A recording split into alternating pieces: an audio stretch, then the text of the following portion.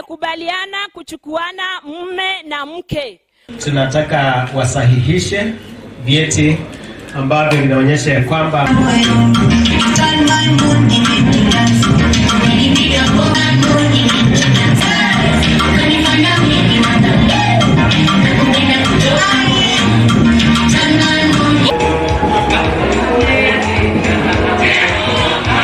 ukihalalisha ndoa utakuwa umefungulia familia yako. Pale mbele ambapo unaenda, ikiwa mtoto wako pia atataka kufanya, itakuwa ni rahisi.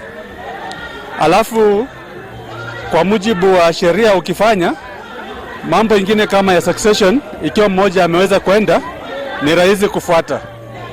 Hata mambo ya kuclaim, mambo ya pension, ikiwa mmoja ametangulia mbele ya haki, ni rahisi kufuatilia, kwa sababu atakuwa ako na hati ya kuonyesha ya kwamba mlikuwa pamoja kama mume na mke. Na pia katika kanisa inahimiza ya kwamba ikiwa wewe ni kiongozi, inatakana pia ukuwa umelalisha ndoa. Sasa pia nimefanya kwa sababu ni jukumu la kanisa ya kwamba tuweze kuhalalisha. Wakati huu niko na furaha tele kwamba siku hii kuu inaoleka kirasmi. Kwanza kabisa namshukuru mume wangu kukubali kwamba tukaweza kufunga ndoa na tukue wapya. Naenda kulea watoto wetu na tumfanyie Mungu kazi kwa bidii. Ninahimiza wenzangu ambao hawajafanya ndoa kwamba watii na wakaweza kufuata njia hii na watabarikiwa. Mambo ya mitandao, social media katika Kiingereza, ndoa nyingi zimevunjika kwa sababu ya social media. Unaona ya kwamba watu wengi wamepatana kwa social media na watu wa mpango za kando, mawasiliano ya kisiri, wanakutana na hatimaye ndoa zinavunjika.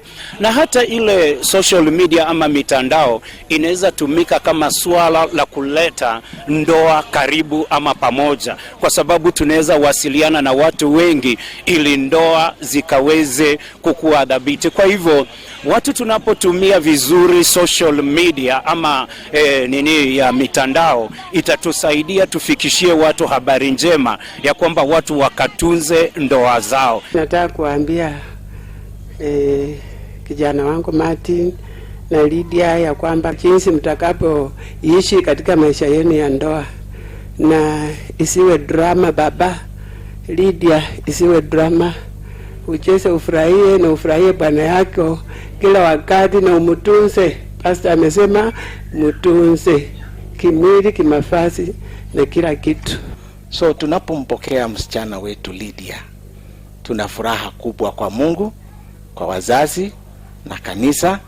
Naamini ya kwamba tunapokea kwa moyo mkunjufu na kwa furaha, na tutaendelea kumlea kama vile alivyokuwa akilelewa huko nyumbani na kanisani, na hata kupita zaidi. Mungu awape amani. Nanyi, ndoa si ndoa, lakini itahitaji uvumilivu na upendo ili kaweze kudumu. Wewe ndiye security ya msichana wangu Lydia. Naamini utamtunza mbweha ambao watakuja kamata. Kuna mambo mbalimbali, vitu ambavyo vinaleta mambo ya ndoa kuvunjika. Jambo la kwanza ni mambo ya kisasa. Kuna mambo ya kisasa yameanza kuingia, na wakati yanapoingia, watu wasiposimama imara wataweza kuachana.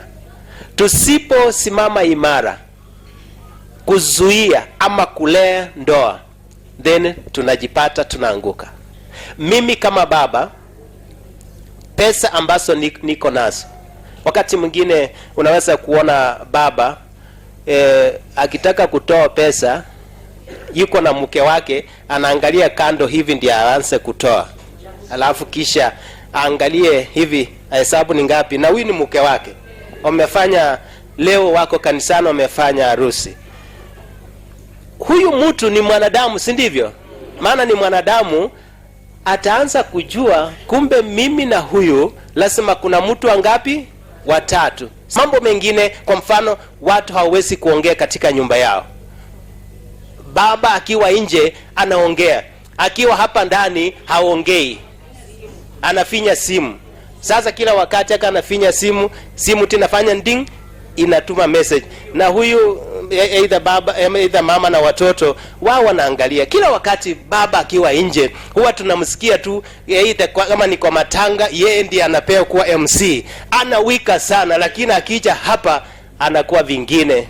Mama anaanza kuangalia kwamba jambo kama hili sio nzuri, na jambo hilo linapojiweka katika mawazo, then yeye anatoka mbali.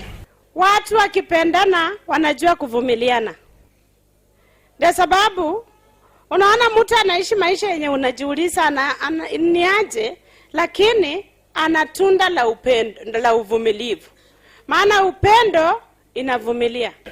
Wala ambao ni wanandoa, upendo hausudu. Upendo hauhesabu mabaya kwa mwingine. Ukiwa kwa ndoa na unapenda mwenzako, usihesabu mabaya. Ukianza kuhesabu mabaya, inamaanisha umetoka maeneo ya upendo, uko maeneo ya chuki. Na katika wimbo ambao tumeimba, kuna stanza imesema, watu hawa wawili wapendane daima, na kila mtu afikiri zaidi ya mwenziwe. Hapa kwa kufikiri zaidi ya mwenzako ndio tumepungukiwa.